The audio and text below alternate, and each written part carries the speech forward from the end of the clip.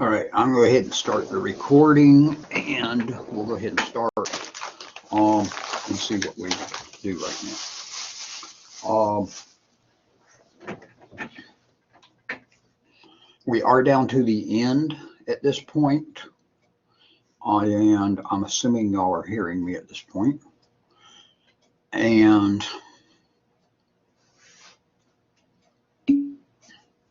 that we've got 2 weeks from yesterday is the last day of class. 2 weeks from today is when the finals end for this class, because 2 weeks from today is actually the first day of finals, and I've got the finals available from Saturday through Tuesday. So that's all coming down. You've got a lab final to do. It may be called skills final in this class. It's either a skills final or a lab final. I tend to use the term lab final.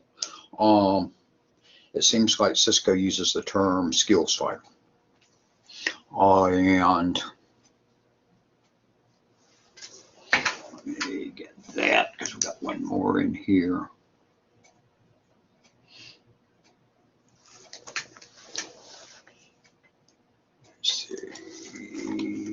That's probably it. No, I missed one. So it is available out there.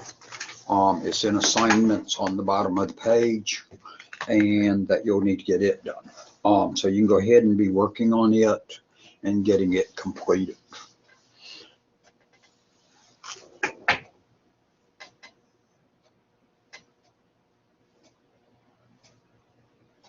Making sure I've got everybody down here. All right, I do. Okay. So y'all can be working on that.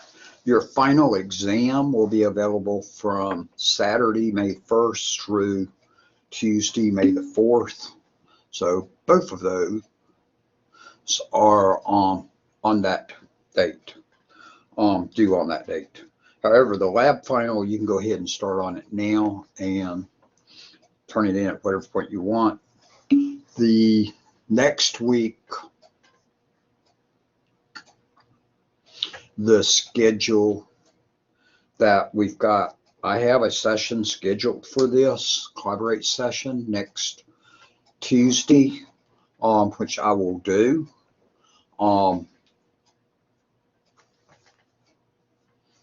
Sure I'm reading y'all's messages correct. All right. So you're all saying hello and you can hear me. Okay. However, there is no discussion next week, so the collaborate session won't be count as a grade for anything next week. This is actually the last discussion the last discussion is this week, and when I put this grade in, that takes care of the last discussion in the grade book. However, we will have a session available next Tuesday, and that we'll go over whatever we need to go over. We got the last two modules are next week, because 27 and 28 are next week, 24 and 25 and 26 are this week. So that's coming all down. Any test assignments that need to be turned in all have to be turned in by Monday, May the 3rd.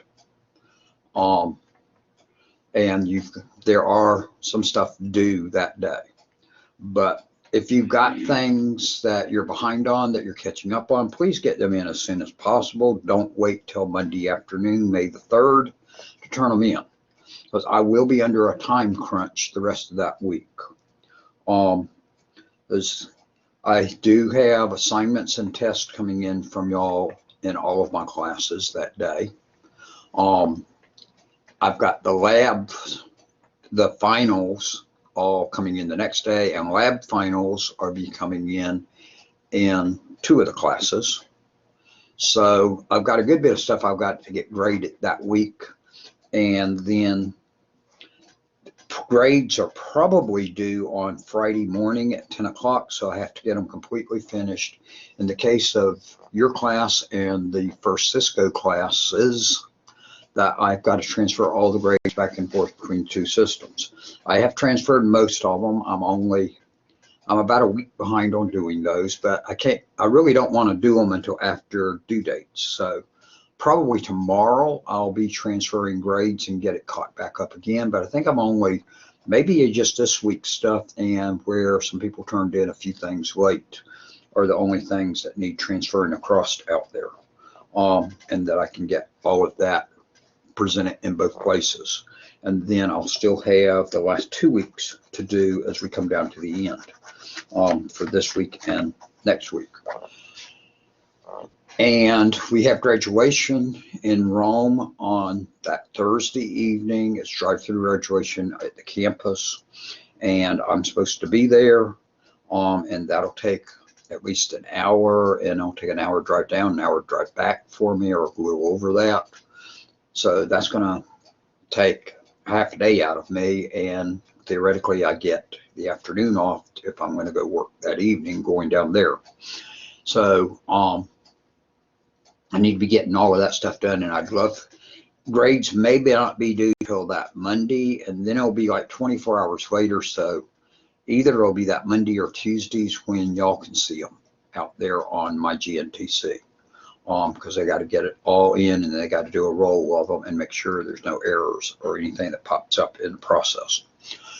And I'd like to get them all in by that point. I've also got to start working on and get my classes set up for summer. Summer will start the 17th, which is just a week after that. So there's 1 week between after grades are due. So in the midst of doing grades, I'm also going to be trying to get the classes set up. I've got one syllabus done at this point, and I think I've got like 5 classes this summer, which is technically more than you should be teaching in the summer. I should really only be teaching like 3. But I've got 5, I believe it is, out there, and I've got to get the Blackboard things set up also. So I've got to get that in there, and I got to copy the class in, and then I got to delete all the stuff that doesn't apply anymore, change all the dates in it, and get all of that done. Likewise, the syllabus, the same type thing. So, and actually in 2 of the courses, I've got to create the class. I just thought about that because there's 2 server classes I'm teaching that we're using new books. So I've got to create 2 classes. Ooh, that's more work on there. And I'd really love to take off that week, and I'm not sure what all I've got going on over the next few weeks. But I'd love to take some annual leave off that week because that's my chance to take annual leave. And then we'll be back for summer. Summer runs 8 weeks, which will get us somewhere in the middle of July. The CIST classes generally run 8 weeks. My classes, I set them all for 8 weeks. Some classes here at school run 10 weeks in the summer. I like 8 weeks better because that gives an extra 2 weeks at the end of the summer semester as a break point where there can be some leave taken, and for that matter, you as students can get away or do whatever a little bit too, that you got a little bit more time on. So I like the 8 instead of the 10. Is also easier to set up because basically if we're doing 8-week session, the other 2 semesters are 16-week sessions. That's real simple. What we do in 2 weeks during fall or spring, we do in 1 week in the summer. So it makes it much easier to manage and everything.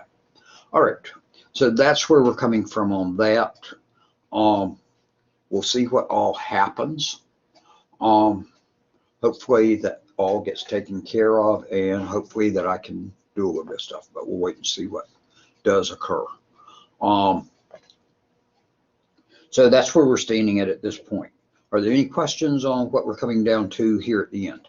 And just for your information, again, Spring Fling continues. So Catoosa campus is having their Spring Fling next Tuesday. And I'm not sure, I think we got a campus or 2 the end of this week. So just as a reminder on that, which I had posted information back during spring break about Spring Fling, because actually the Monday after spring break was when Walker had their Spring Fling. And then since then, I have been that they've had the others. I don't know what the giveaways are or any of that. I know they got a t-shirt, which is actually a 3/4 length t-shirt sleeve. Well, I have gotten that, but beyond that, I don't know what the type giveaways, and I don't remember who caters, like the Catoosa campus on it. I'm not sure who they got catering the food for that one. So that's where we stand out. All right. So this week you've got two chapters you're working on, 2 modules that you're working on. Module 25 and 26. And 25, there's a good bit of stuff in there, but it's pretty basic things on it. What they've got it titled as is network security data. Now, what that really means is that's all the data we're getting back in about the security out there. So they talk about ways that we have collected that information and how you're going to be able to look at it and determine what you've got there. So there's a good bit of discussion in chapter 25 about logs and about what's been generated into the logs from all of the different places, be it your antivirus program, your IPS or your IDS, your firewalls, the different logs that Windows generates, so like syslog and some of those, the server logs. Any captures you've done with Wireshark, etc., will be all collected and talked about in this chapter and how it all fits together. And we're putting it back into with SIEM looking at it, SIEM, which we have mentioned before, but we'll mention that one again, which is security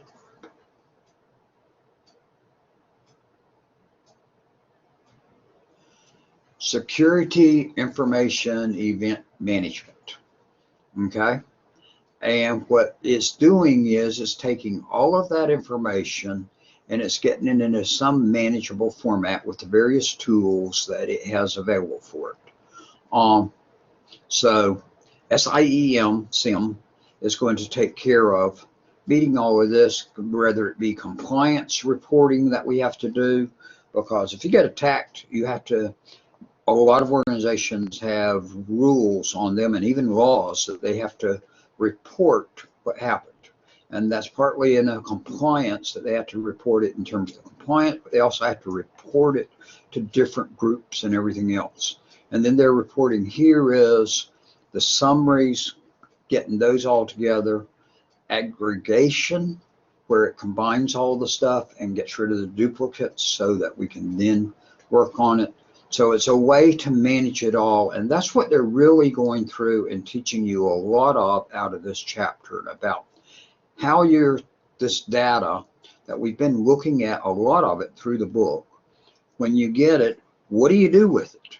Because we kept saying these alerts go to the syslog and get to the other places. So they're working with you on that, about how you're doing those, and then how you're going to manage and see on those. So they send a whole section on syslog and how you do on that. The host logs are actually going to be logs that are generally generated on your PC, versus syslog is going to be on your PCs and your servers. And there's different types of syslogs in there too. So there's security ones, there's ones that tell you about logons and all kinds of other stuff in there. So those can be extremely useful to you. Second part is that you've got chapter 26 also, and that one's a little bit more narrow on what it's doing.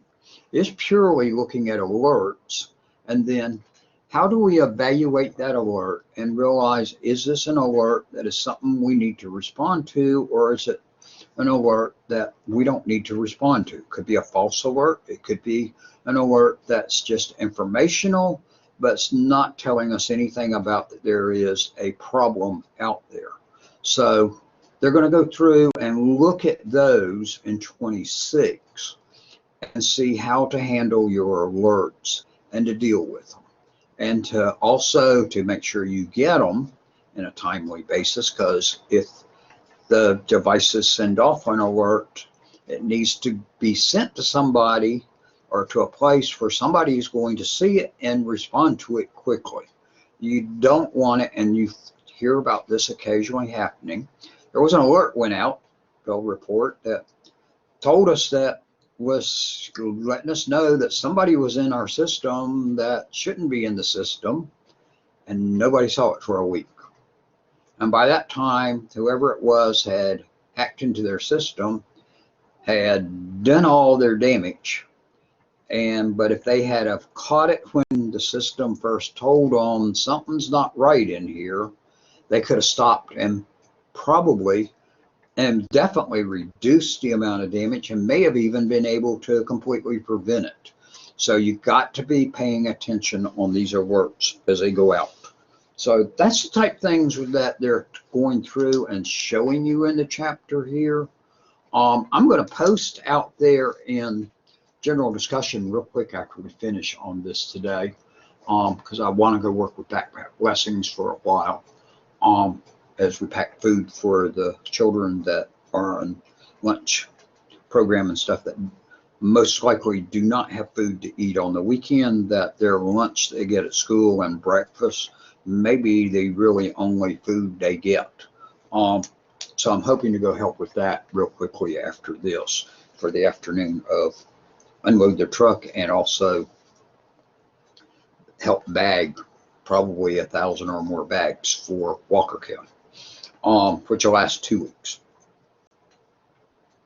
So, but I got this thing that I just got this news brief from CompTIA that Google has this Project Zero, and what it is it's a project where they got special engineers on it, specialized engineers that deal with zero-day type security issues.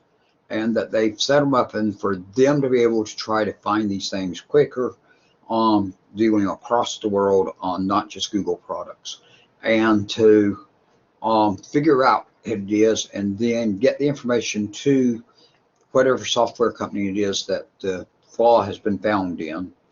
And then ultimately, after it's been 90 days that they gave them, and sometimes less, if the exploit started being used, they only gave them 7 days and maybe an extra 3 days to find a solution to it and get it posted out there. And then they start posting it out there on the internet about this zero-day flaw was there. Now, but normally they give them 90 days. Now they're going to actually give them 30 more days. They're supposed to get solved in the 90, but they're giving some extended time before they release the details. But they'll start releasing that there is a flaw out there, but not give the details out about what the flaw is for another 30 days after that. I'm going to post the article for y'all in the general discussion, and you may want to go and look at that because that distinctly relates to you in security. All right, any questions for me today? And I got off that screen. Okay. You do have a test this week. I got to double check that I do have it activated for you. I assume I do. Grading, I am completely caught up, and actually in your class, the people that have turned in what's going to be due next Monday, because I don't think y'all had anything due yesterday. I actually graded people that are due next Monday in this class. So I'm actually ahead on grading at this point, and I'm going to try to stay that way as we come on down to the end, because that will also help on the last week. All right. Given that note then, I'm going to shut the recording.